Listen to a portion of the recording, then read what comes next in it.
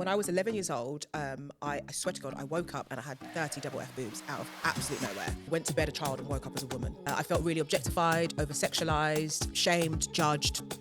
And it was really confusing for me. And I think there comes a time in life where the pain of hiding yourself, muting yourself, dimming your light is just too much to bear. What's Confident Girl Summer for you? Confident Girl Summer for me is simply not giving a hoot. Wearing a bikini, fupa is foopering.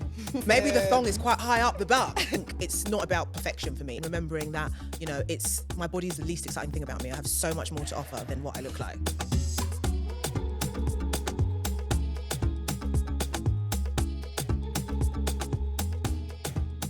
Hello guys, and welcome back to another episode of the Confident and Killing It podcast. As always, it is your girl, Tio Lola, and I am here to wake you up to your worth, to help you master your mind, believe in yourself, and show up in the world. So let's get into it. I'm really excited because it's summer and the sun might not be sunning in the UK, but we are still going to have a confident girl summer. And that is what today's episode is all about.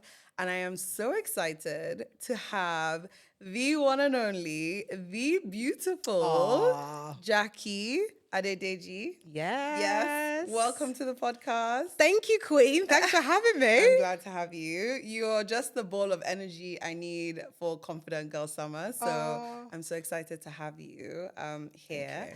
And for those who don't know, well, you should know, but if you don't know, Jackie is an incredible podcaster, broadcaster, writer, and really the queen of the big boobs movement and just embracing your big boobs. So I thought, why don't I have her on? Thank you. I feel like this has been a long time coming. Yes. So I'm so glad we're finally sat down. We can talk all things boobs and bits and whatnot. Yeah, all that good stuff. Confidence. Yes. So, kicking off, tell me about a time, just as quick icebreaker, when you felt really confident. Do you have a moment where you were like, I'm that girl, I'm confident, let's do this? What was that time for you? Every day. Oh! Okay, I've met my match. No, but I don't know whether it's because we're Nigerian. Yeah. I don't know. Do you know what I mean? I don't know yeah. whether it's it's the Nigerian in me that's you look fly. Do you know what I mean? So yes. it's but no, I would say pretty much every day. Before I leave the house, I'll look at myself and be like, yeah, you look banging today.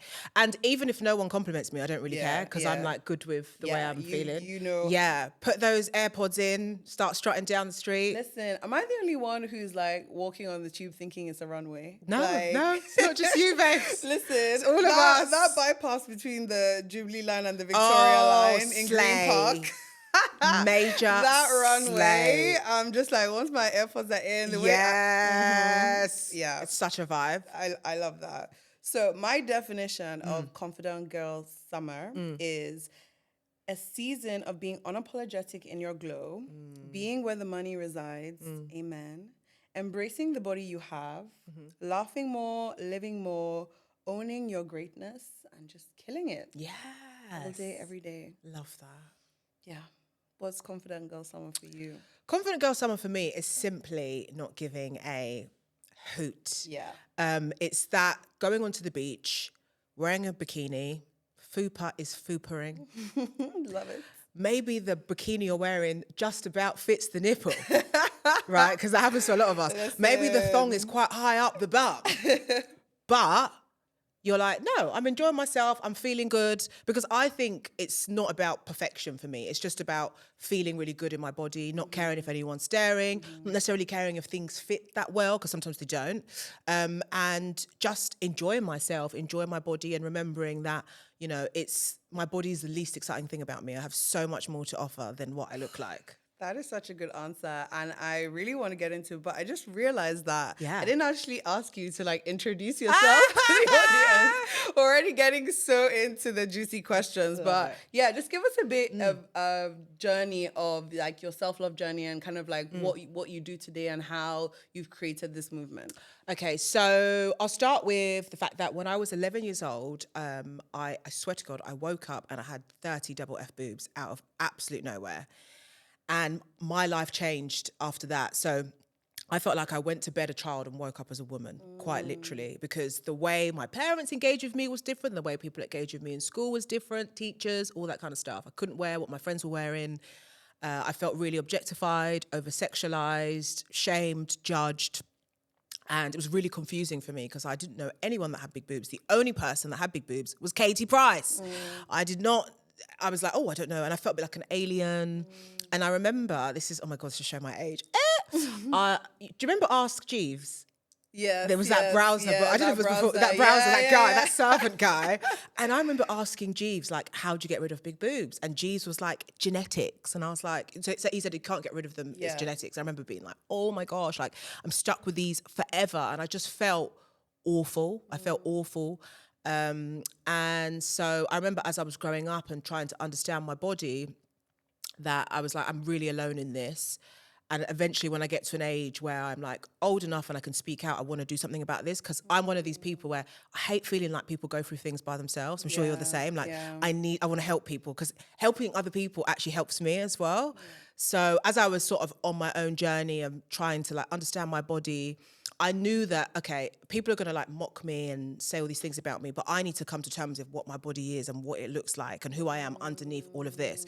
Because when people would describe me, they'd be like, oh, the one with the big tits, or like funny girl with the big tits. It was always about my boobs, and it made me feel like that's all I was good for. So it's like, let me do a bit of work on myself, which honestly, I can only thank God for that, because I was about 16, 17, and I was like, let me do some work on myself and figure out who I am away from these labels. Yes. And as I started to do that, and I was like, oh, okay, I'm so much more than just my boobs. Like I'm this like bundle of energy, and like I'm a good friend, I'm a good sister, and all this kind of stuff.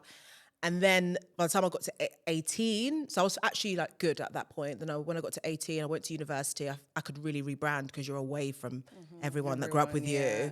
And then I felt like I really lent into like, Jackie Big Boobs, and and that, and then it became a bit of like, people would call me like JBT, Jackie Big Tits was always like my nickname. Wow. And I just embraced it, because I was like, that is me, but I don't feel like that's all of me. Yes. And I can like laugh at myself now, because I know I'm not just that solely.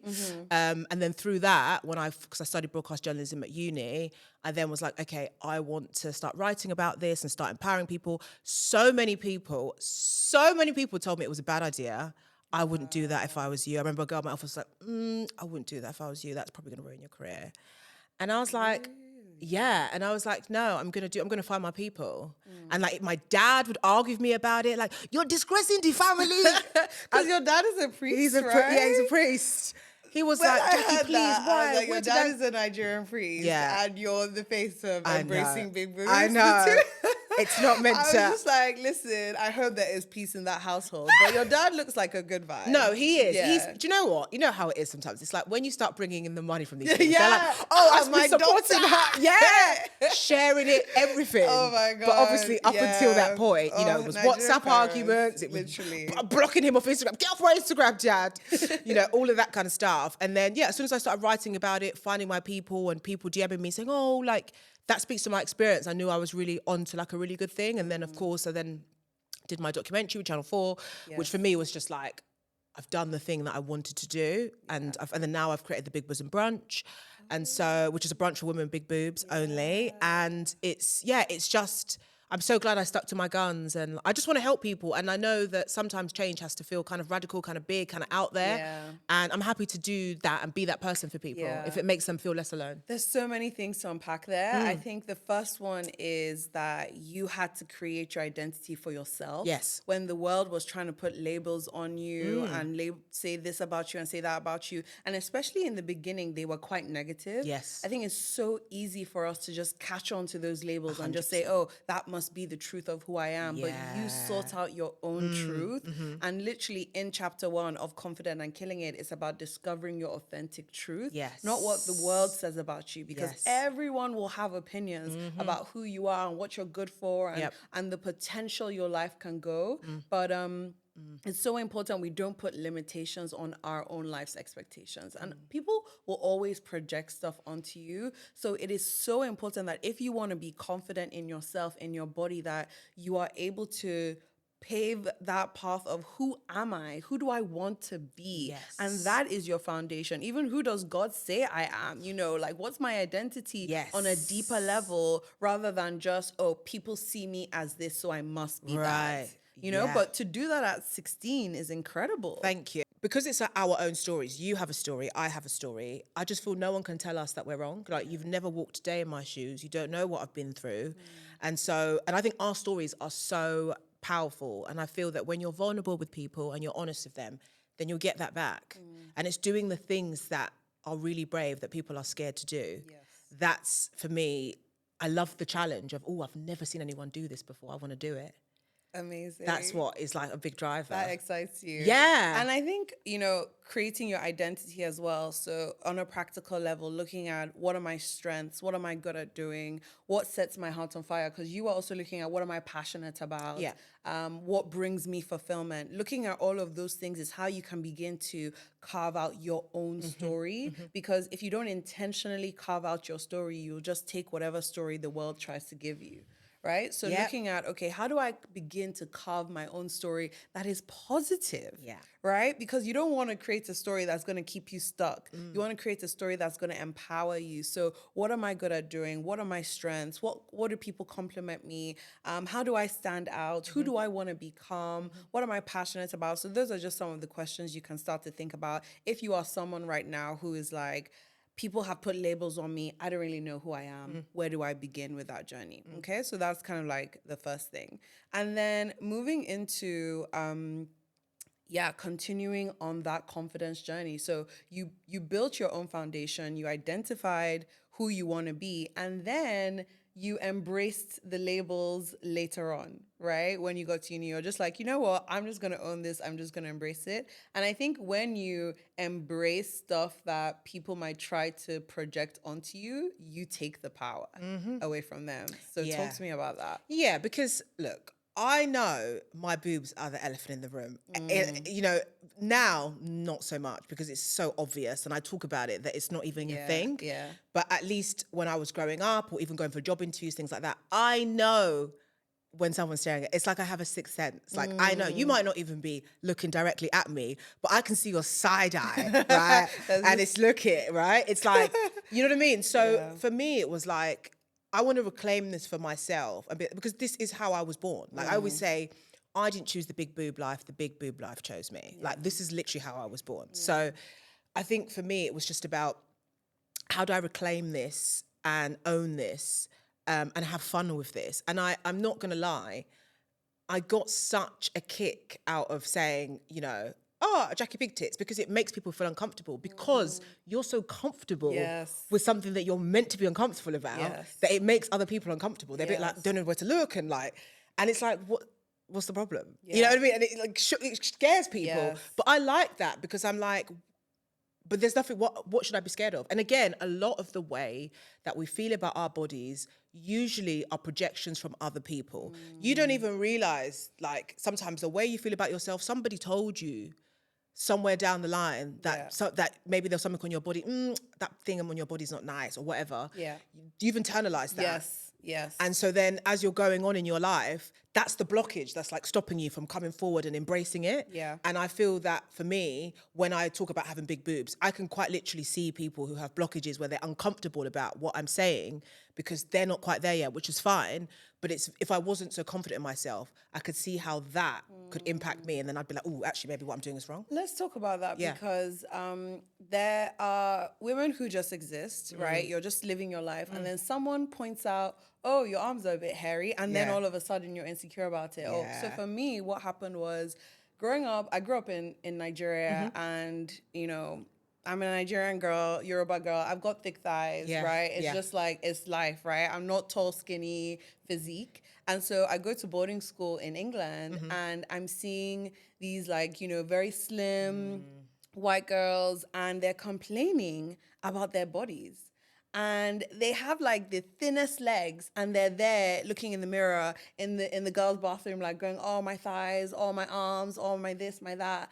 And I was just there from Nigeria, like looking down at like my thunder thighs. And I was just like, wait, if they have a problem with their thighs, that means they must be looking at my thighs thinking, oh, wow, her thighs are so big because like my thighs are way bigger than their thighs. So, oh my gosh, there must be a problem with my thighs. Yeah. And then since that moment, I was just so conscious of my thighs and my legs. And for the longest times, like I just hated my legs and I hated my thighs. And I just thought like that was just the worst part of me. And it just became like a general insecurity that led to other different parts. So how do we not begin to internalize those insecurities? Like you're living your life and someone goes, "Oh, do you know your lip is a bit funny?" And then you're just like, "Wait, what? I wasn't even like, no, I didn't think it was, but now somebody thinks it is." How do you not let that moment like ruin your whole life? Oh my God, what a question.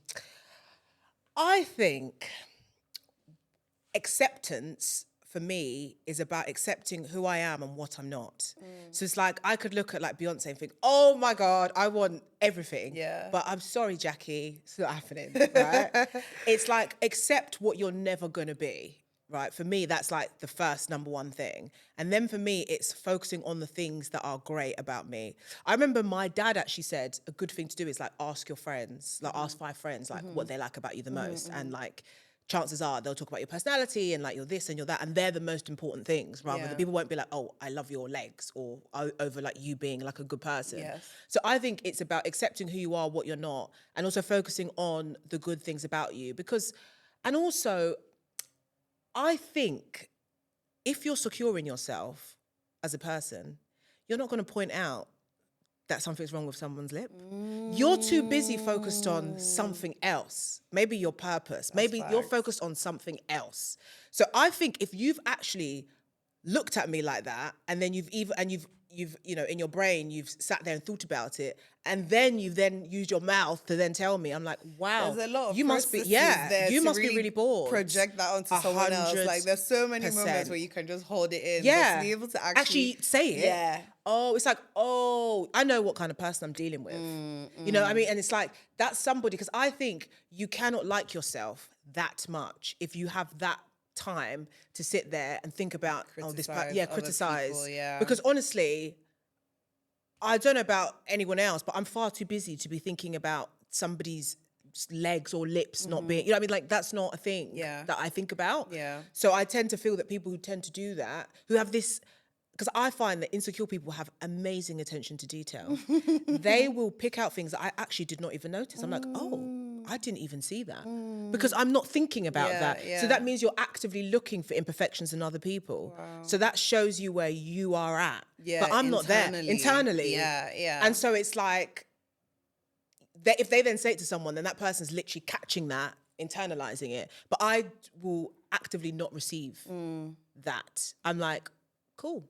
But I don't, because if you have to go and do that, it's like trolls, people who will DM you and say, oh, this and that about you. Yeah. And it's like, wow, you actually sat down and thought to type this. Yeah. Some of us are literally having like picantes on the beach. You know, like I'm here living my life. Like, you what must the hell? be so bold. Yeah, to you actually sit sat down and I typed think it. that's how we need to look at it. Let's not give trolls or negative people that much power. No. Because their negativity is actually a sign of weakness. Oh my gosh. Because the strongest, most confident people do not have time to project their insecurities onto busy, far someone too else. busy. Literally. Yeah. So if somebody is coming at you negatively, being negative in your comments or in your DMs or, you know, saying negative stuff, it is simply a reflection of their own insecurities and their own weaknesses. And I think we almost need to create like an invisible shield around us. Like it's not everything someone throws at you that you have to catch. Sometimes just let the ball just bounce off. Literally. Right? Just like, okay, cool. You think that's fine. That's on you. I'm gonna keep living my own life. Yeah. Let's rewind a bit because we weren't always this confident about our bodies. And I remember in your Channel 4 documentary, you did speak about like feeling embarrassed about your body, you know, and I just want to dive into that a bit. Like, what did that feel like? Being embarrassed, like how did that play out into your life? And then what advice would you give to people who are feeling embarrassed about their bodies? Wow. I mean, I I used to call myself an alien. Like, that was like my name for myself, because I always just felt a bit weird and embarrassing. Yeah, I felt really embarrassed about my body. And I think it's because when you're that age, like 11 to I suppose like 15, like your body's changing and like it's all just like weird, and like your mum's having that chat, you know, your periods are gonna start, you know, it's like everything's like It's too weird, much, and it's just like I can't even yeah. cope. And then I'm like growing these huge boobs, and then, you know, I'm being told to cover up by my mom, my dad, can you dress a bit decent? I'm like, but I am. I don't really know what do I do. Like, I don't really, or, you know, cover up because this person. And so I think for me, I felt like my body was a problem. And so if I hide it, then no one will comment. If I, you know, become invisible, then no one will, I will not be a problem to anybody. So I remember there'd be like hot, very hot summers, and I would just be wearing my dad's hoodie. Like, people be like, are you not hot? I'm like, I'm literally boiling, but I don't want people to stare at me. I don't want people to laugh at me. I don't want to be a problem. I just want to be here, you know? And that was a really hard time, because I felt really alone, really confused. I didn't know who to talk to. And I suppose because my parents, you know, because of church and everything like that, I guess maybe they felt uncomfortable talking to me about it too. But I just felt really just like, I'm just an alien. I'm just a freak. Like, I just felt like a freak show. But then I think if you feel embarrassed about your body, it's a really hard one, because there's no one size fits all answer, because everybody's journey is different. But I think it starts with learning to like yourself. I didn't say love, but like first. Yeah. Because it could be your parents, it could be work, it could be anyone, and people say things about you. And sometimes it's not intentional, just like things like the misogyny just like slips out. But you have to be like, well, I like myself enough to know that okay, that person didn't mean that, or that's their own projection. I realized that I needed to like myself, because I didn't like myself. Yeah. I just felt like I was disgusting. And I was like, wow, I need to like myself. And yeah, it is a process. It's not linear, but I think you've got to dig a bit deep. I do think, though, that sometimes if you're someone that's typically been the butt of the joke, you almost have to dig deep to survive, because otherwise you're just going to be like the laughing stock forever. Yeah. So you almost have to get to a place where you're like, it's like comedians always like, Find your yeah, power. you have to almost like be like, okay, am I going to take yet another insult again and be shamed and judged? Or am I just going to figure out like how I'm going to get myself out of the situation? I think loving my boobs and my body was an escape for me. It was like a freedom. Yeah. Like, you can't laugh at me now, because I'm laughing at it now. Yeah. So it was like I had to make that choice of myself. Like, okay, because it was eating me alive. It's painful, It's right? really To feel painful. like you have to be invisible and feel like you have to Yeah. hide and be embarrassed about something that is just so natural. So natural. You know? Yeah.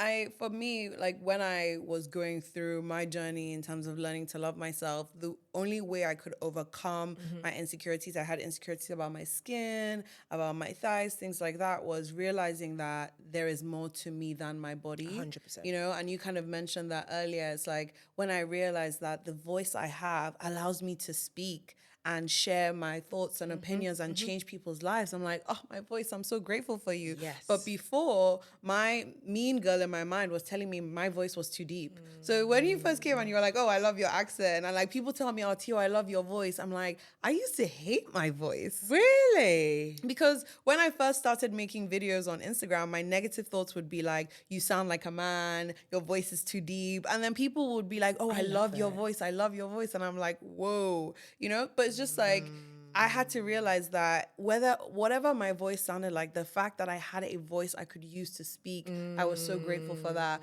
Okay, yes, maybe I didn't like my thighs, but because of my thighs, I can run, I can swim, I can move. That's it. I'm so grateful for that. So it's just like seeing your body, not just for what it looks like, but also how much it helps you live the life that you want, how it's here to 100%. serve you, you know? Yeah, 100%. And also, I would say, like, reparenting yourself. Like, I look at myself, because I think about the way I was as a child, and I feel very protective over that younger version of myself. So I'm like, I'm here now, like who I am now, like I'm going to protect you because I wish I had that protection. So I think for me, it's like reparenting myself and like re-loving myself and re-liking myself and doing all the things that I know my younger self was so desperate for, but didn't really know like where to go, who to talk to, all that kind of stuff. So, and just lots of unlearning and also surrounding yourself with people that they get it, you know. There's nothing worse than wanting to do something radical and then people are like, everyone around you be like, you need to go where the energy's like, yeah, yes, yeah, like, you know what I mean? But equally, if you don't have that, you have to like build your inner voice so that if you are in the midst of that, you can like literally walk through the flames. Yeah. Quite literally. You know, I always say this, but I'm like, disappoint your parents early. Because that's what I did. And now they're like, it's fine. Yes, Jackie. My mum's like, I'll come to your brunch. I'm like, oh, really? She sent me a Facebook message dragging me like 2 years ago. But again, it's do you know what I mean? I'm like, I'm so dedicated to this. And people don't have to get it. Like, as long as you get it. Yes. Do you know what I mean? As long as you get it, that's cool. You know who you're talking to, you know what you've been through, and that's the most important thing. Everything else is just noise. And there is power about talking about it, because when you do, you find your community, you find your people. And, you know, how did you beginning to step into that, you know, owning this movement, even creating this movement and like making it what it is today, you know, like how did you find that journey of all of a sudden realizing you weren't alone in this? Oh my God, it was like, babes, where have you been all my life? My breasties. It was amazing. I'm like, yes. And it's not just like young girls. It's also like women in their like 70s. Oh, wow. Oh, they'll be sending me pictures of their bare tits. No. Yeah. And I'm like, babe, you don't have to send me all of that. But it's fine. That's so funny. Yeah. Like women who are like, I spent 40 years hating my body. Like, I'm so glad, like, you're doing what you're doing. Yeah. So I think for me, like, finding my community and my tribe has been the best thing because I knew they were out there. But, you know, it's like you have to stand on the pulpit and do it for yourself, and then people find you. They end up finding you. But I was never going to find them, and they were never going to find me unless I spoke. Yes. So that's why I'm so glad that I just was like, I'm just going to do this and hope that other people have experienced this. And of course they have. And it's an amazing community and it's just so much fun. And, you know, if people choose to sexualize me, then that's on you because I'm just having a great time. And that's it. There's nothing to it, you know? And yeah, I just think, you know, live your best life. That's what I'm doing. I love that. Live your best life. That's what I'm doing. Freedom. I always say to people, you know, you have to speak up so that the people who need what you have to say, who need what you have to offer or need to hear what you have to say can find you. Yeah. Because there's no point just like, and it requires a level of vulnerability. Yeah. You know, because it's so brave to put yourself out there like that and be in such vulnerable situations, especially about a part of your body. It's not like, you know, just a random experience that you have. It's something that you have on you right now and you have to carry, like live your best life, as you said. Like it's just like it's there. It's not going anywhere, you know? Yeah. And so you have to, it requires a level of strength and vulnerability to be open about it. But this is the beauty in vulnerability. It brings freedom. It brings community. Yes. You know, yes, it's scary in the beginning, but when you speak up and own who you are and own your story, so many amazing things happen from that. Oh my God, totally. And the good thing is that if I ever have a meeting or if I do anything, no one ever says to me, oh my God, you've got such big boobs. Like people used to say that to me and I'd be horrified. I'd literally be like, oh my God, I'm going home right now. Like they would say that out loud in meetings? Yeah. What? Yeah. Oh, yeah. Or like, oh my God, your boobs. Or people would be like, I remember I got reported at work once because someone said that my outfit at work was too provocative. Like I was literally wearing a baggy shirt and it was just slightly open, just a little bit. And I got reported. I'm like, I literally am not. Oh, gosh, like so many. And now it's just like, literally no one would say to me like, oh my God, you got the, no, because it's like, everyone knows that. Yeah. Like, that's not breaking news, babes. I'm really sorry. Yeah. And that's what I'm saying. You now have the power because you own the story. You've got to. Yeah. You've literally got to. You've got to. And it's the best thing. I was trying to say breast thing. that I've done because I know I've got so many plans. It is honestly because you take your power back. Yeah. You literally take your power back, and it's the best thing. I can't believe sometimes that like I wake up in the morning and think, wow, my job is literally like loving myself and embracing so my boobs. nice. Like it's, and that's just from using my voice. Like it's like, wow. Because it is when you do these things and you're vulnerable and you're open, you know, you can create a whole, like, because so many people want that energy and they want, you know, and that's what I want to inspire people to say, yeah, get your boobs out a bit more. Like, get them out. Yeah. Like, you know, because have fun. Yeah. You know, free yourself and that's what my whole sort of brand is about. It's just enjoyment. So you have this cab driver series Dave. with Dave, Yes. where you get dressed in a black cab and like try on different outfits and stuff. How did that come about? I think it's such a cool idea. Oh, thank you. It's very unhinged. Like people, cyclists will be cycling past and they're like, what the hell is going on in there? That's so funny. So funnily enough, Dave actually picked me up once in the cab just because I was going home. We just got chatting. I think I was like fake tanning my legs or I was doing something in the cab. And then I was like, this could be something. Because I was just fake tanning my legs. I was like, sorry if I get moisturiser in the chase. Oh, it's all right, darling. I was there and I was like, oh, I could do this. Yeah. Because I've always talked to cabbies. Like, do you remember Uber Pool? Yeah. I used to get an Uber Pool, make friends. Like, I miss Uber Pool. Come back. I used to like make friends in Uber Pool. Like, you know, I always say to the cab driver, can I put my music on? You know, all this kind of stuff. And then I was like, wow, I want to bring this like vibe because I was like, I don't want to do a get ready with me. I'm like, I'm just tired of my own. Everyone, you know, who hasn't done it? And I was like, how do I just have fun? You know, just have fun with having big boobs. It doesn't have to be anything technical. It's just like me having fun with a cabbie. And so I just said to Dave, like, would you be up for just like making a video? And he's like, yeah, okay, just let me know when. And then it was literally just like that. And like I talked to his daughters and they're coming to my brunch. Oh, that is so sweet. So it's just, for me, it's not about overcomplicating things. Like I'm sure like lots of people, you're like, what kind of content should I post? You know, you go through this like mental warfare. I'm like, what's my brand? And I was like, do you know what? I'm just going to do what I would do anyway and then just film it. Like, I can't be asked to do these things that I'm like, oh, I think that could be good, but actually I don't really want to do it because at some point I'm just going to stop. Yeah. So I might as well do something that's like... That's natural and I've already done the thing of like doing something. Like I did this swimsuit series like last year, which after about 3 episodes, I was like, I'm not doing this anymore because I was like, this isn't really me. I just felt like I had to do it. And so for me, doing this is like, I do it anyway. It's really fun. And I remember thinking, if people like it, great. But if they don't, then that's fine too, because I'm being myself. That's the best kind of content. That's it. Like I can't, we overcomplicate it, don't we? Sometimes when it comes to content. And I was like, this is just easy for me. And so I'm just going to do it. And see what, and you know, obviously people like it, which is amazing. But what are some of the positive like comments and messages you've gotten just from like that series, but also in general, just like being more visible and owning your story? I think for me and the kind of content that I'm now making, I also want to show that you can have big boobs and like have fun with it. It doesn't necessarily have to be like you're like preaching to people. Sometimes living is the best example. Yeah. Do you know what I mean? Yeah. Live. Because that's kind of what I'm doing. You know, I'm just enjoying myself and enjoying my body and having fun with it and not caring. And it can really be like that for you as well.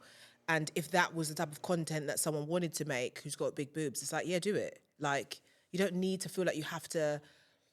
You know, like, there's so much trauma around, I think, having big boobs in the sense of growing up and things like that. That doesn't have to be your only narrative, though. Yeah. Because even for me now, I'm like, even remembering how I was when I was insecure, it's like, feels like 50 years ago. I can't even remember, like, that feeling anymore because I'm so... So now I'm like, okay, I want to be the example of, like, when you're good with everything, you can live like this. Yeah. That's kind of what... Do you know what I mean? I'm like, actually, me just living my life is... where you could get to.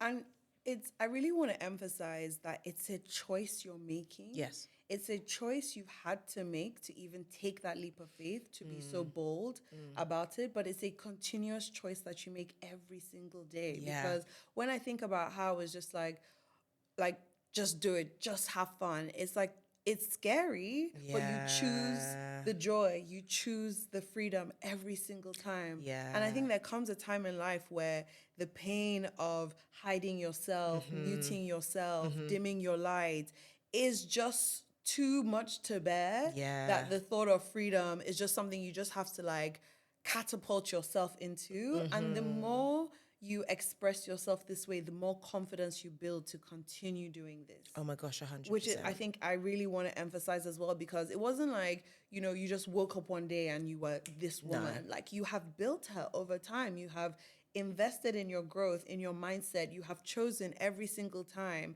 when the world tried to make you be smaller, make you hide yourself. You know, you've chosen the other path of freedom, of owning who you are. And I just want to shout out to you, because that is so inspiring, because it is not easy to do. It really isn't. But you've made that choice that no one is going to hold you back, and you're just going to have fun and live the life that you want. And it's so beautiful to see. Thank you so much. To be honest, I now think about things from the perspective of if I was like 95, about to die, having my last martini, before I'm like, and thinking about, I want to look back at my life and think I was brave. Yes. I did the hard things. I enjoyed myself. I don't want to look back at my life and think, oh, I wish I did that thing when I was 29. I want to just, because I'm operating from that mindset. Yeah. Me as a 30-year-old right now, it's quite easy for me to be like, oh, I don't really want to do that, because it's easy to kind of operate from fear, from, okay, I don't. But actually, I think about the older me and what she would want from my life. And that's the thing that kind of pushes me to keep doing stuff that's a bit like random, because I'm like, I actually think when I'm older, I want to look back at my life and think it was colourful, it was brave, it was bold, all of these things, and not live any regrets. So that for me is the sort of driving factor in all my choices. And of course, my favourite quote of all time, well-behaved women don't make history. I know that's So who wants to be well-behaved? Not me. No, not me. Not into it at all. You know, and also when I look back at pictures of myself when I was younger, I was like, how did I hate this body? I was like, honestly. You were looking good, girl. Listen. I was like, how was this the body I was insecure about? Right. And to think of women who have missed out on holidays or events or something because they're so insecure about what they look like. And then a couple of years later, you're going to look back and be like, I looked absolutely fine. Yeah. You know, you don't want to miss out on beautiful moments of your life because of a certain image in your head that you feel like you need to subscribe to. Oh my gosh, totally. And also, no one is looking at us as much as we think. That's true. Like sometimes we're like, oh my God, like, the person's staring at me. And it's like, they're probably staring at you because they're like, can you move your head so I can figure out what jacket potato I'm going to have for lunch? Listen. You know what I mean? Like no one's thinking about us that much.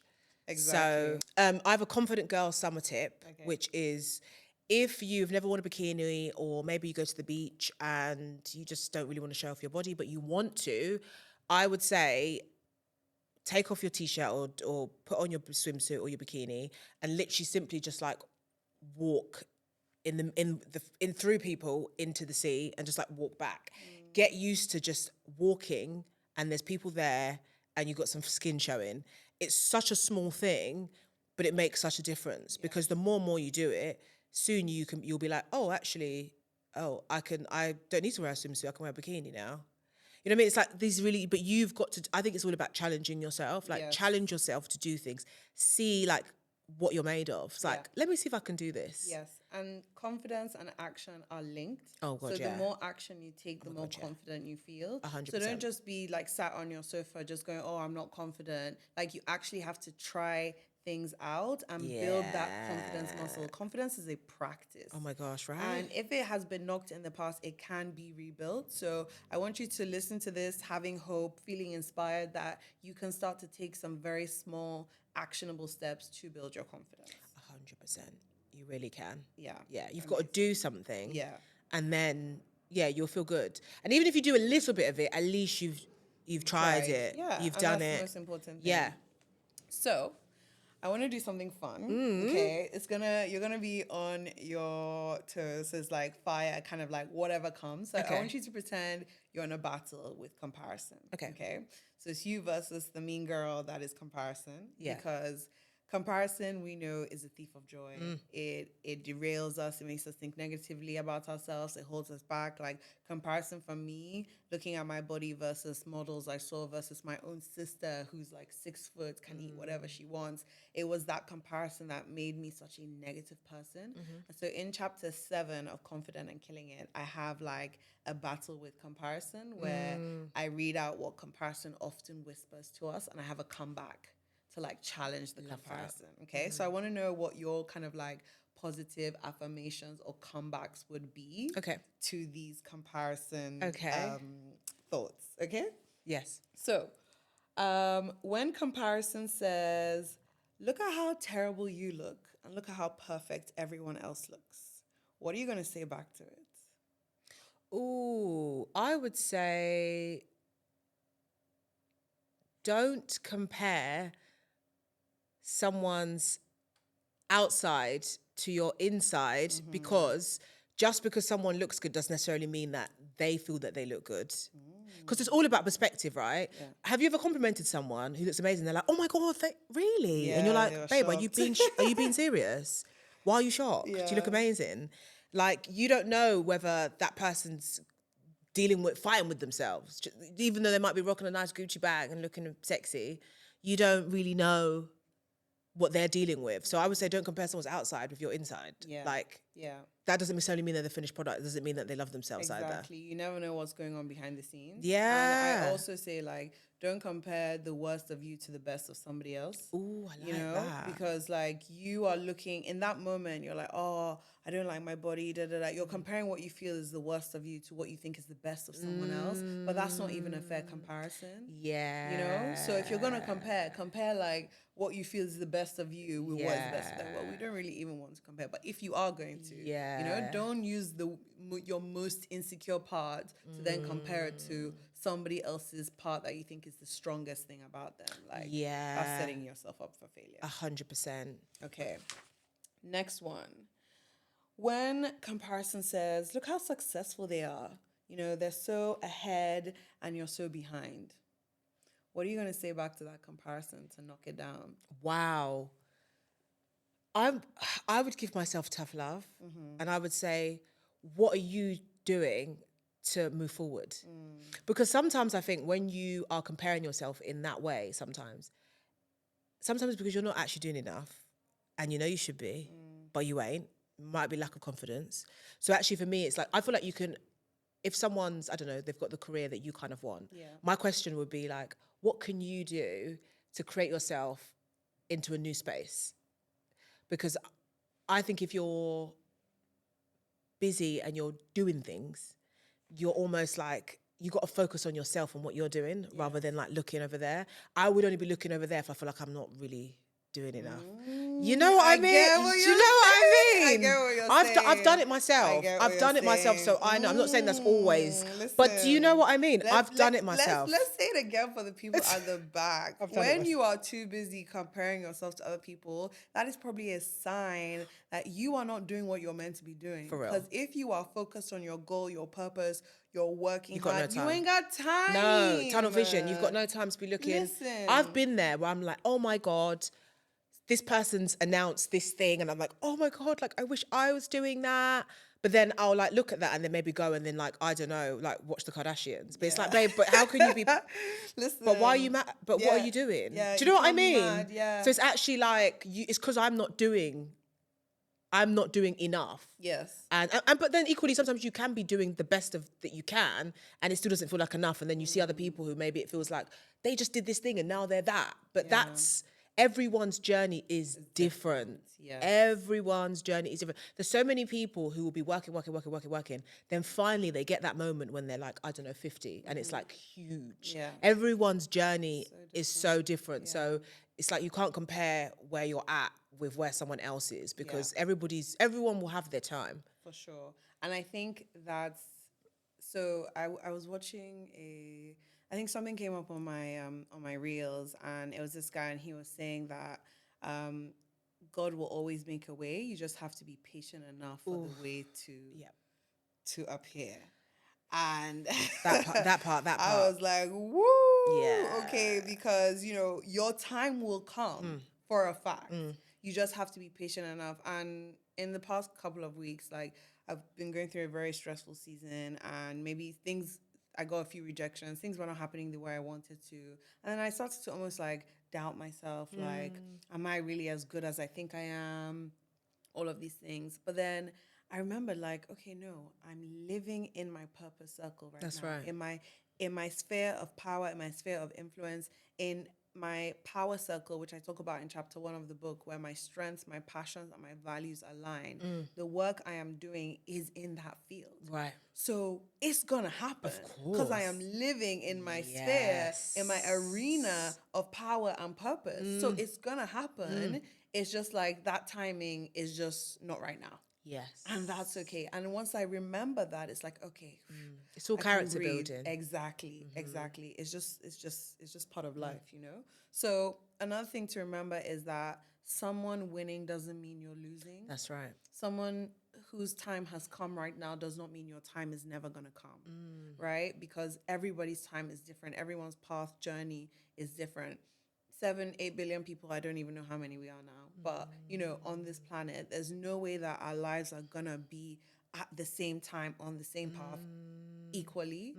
So embracing the fact that there will be people ahead of you, but that's okay because their race is different to your race. Yeah, and there's some people who look at you and think you're further ahead than you think you are. And you're like, listen, what are you talking about? Yeah. It is mad. It's mad. all about, and it's because I guess we can't always see outside of ourselves. Yes. So we think, oh, like I should be, but people are like, no, but you got, you're Literally, like, you doubting yourself there. Someone is looking up to you right For now, real. going, wow, I can't believe they've done all of that, Yeah. So, I guess it's because we don't want to feel content with where we are. yes. But equally, you can do two things and say, look, I'm in the running. Yeah. But I've still got work to do. And that's another thing I think is essential for confidence and that's why I have a monthly wins tracker where every single month I encourage people to write down their small wins and their big wins. I love that. Because we have to remember, because success is not just about how far you've come, it's about how far you come from where you started. And we always forget where we started. And when I think about me stressing about, oh, is this ever gonna happen? It's like, girl, nobody knew you in 2019, right? But by 2020, you're working with the biggest companies in the world. How does that happen, right? So it's just like, listen, like it's going to happen. Yes. You just have to trust the process. Okay, last one. Okay. When comparison says, if you don't get the same things that everyone else has, they will judge you or exclude you from the group. Oh, babe. What are we gonna say back to that, right? If you don't get this bag, if you don't look like this, if your aesthetic is not this vibe, they're gonna judge you and exclude you, and you're gonna be a loner. What are we gonna say back to that comparison? Well, what does this quote that Madonna said? She said something like, she would rather live, I don't know, I need to remember, something like, you'd rather live as a tiger or some shit, rather than something of a sheep. I need to, it's on my phone somewhere. Oh, okay, well, I've said, not me comparing myself to Madonna, but just something I remember that I've said. Yeah. It's better to be rejected as the true version of yourself than it is to be accepted as the fake version of yourself. I love that. I think that's what Madonna's quote is probably also saying. Yeah, exactly. And also it's like, how boring. Yeah. Doing the same thing as everyone else. I'm always attracted to people who are a bit misfits, like a bit different, a bit wacky. Like I gravitate towards those people because you tend to know that they've probably been through some things to get to that place where like they're embracing it. And so I think why would you want to be like everyone else? Like it's so boring. Like actually all the things, we're also more exciting than we think. Yeah. And there's like what you might think is really boring will be really exciting to me because I've just met you and I'm hearing something about you for the first time. And it's like, there's so much more to you than trying to conform. Like, who the hell wants to conform? I'm just like, you don't even want that. Girl. You don't even want that. You want to be someone that makes an impression, that is memorable. Yeah. And chances are, when you do the things where you colour outside of the line, people who maybe everyone who has that particular aesthetic is even thinking, I like what she's doing. I kind of want to do that now. Do you know what I mean? And so, and also I think when it comes to stuff in regards to like the zeitgeist, for example, I feel like, yes, Toni Morrison said, wherever I am is already the mainstream. Ooh, And I think about that a lot, right? Yeah. And how it's your story and it's only a matter of time before people are like, oh my God, I want to do you know what I mean? Like, that's why it's just good to focus on and have your own thing. Yeah. Because soon, one day people will turn around and be like, so a really long-winded answer, but you're already the mainstream. You do not need to copy anyone's aesthetic, get this bag, post in this particular way. Because I do think, like, especially on like Instagram or things like that, it's really easy to like think, oh, that person posting this way, and maybe I should. And then it's just like, do you know what the hell? Like, I'm just gonna do what I'm doing. Yeah. Like, Yeah. it's exhausting trying to keep up with people. And when I think about your story, the power of just being different, Yeah. like all the opportunities that you've gotten today, the accolades, the documentaries that you filmed, all came because you were willing to speak about a different narrative that everyone wasn't speaking about. Yeah. You were willing to do something different Yeah. to everybody else. Yeah. And that has opened so many doors for you. Yeah. So, like, F you to whoever is saying I have to be like everybody else and do the same things everybody else is doing. Like, being different and talking about your own thoughts and your own opinions and your own experiences is what gets you far in life, not just 100%. agreeing and following the herd and sheep mentality. No, you don't want to be a sheep. You want to be a cheetah. A sexy cheetah.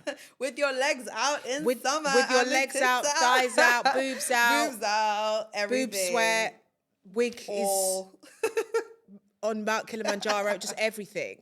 That's what you want. Yeah. And I think, we crave realness. Yes. Like, I'm attracted to people who are just like real, I don't care. Like, that's a really radical and brave thing to do, because a lot of people will tend to hide in someone else or not feel like they can be themselves. Being yourself already is a superpower in itself. For sure. So if you like yourself and like, show us more of that, because so many people are probably trying to find you so that they can like themselves. Yeah, there is power in your oddness and in the things that are different about you. 100%. Amazing. I think that is the perfect place to wrap up this episode. I guess just to summarize, maybe what are your 3 like main tips when it comes to embracing confidence and being more body confident? I would say focus on who you are rather than what you look like.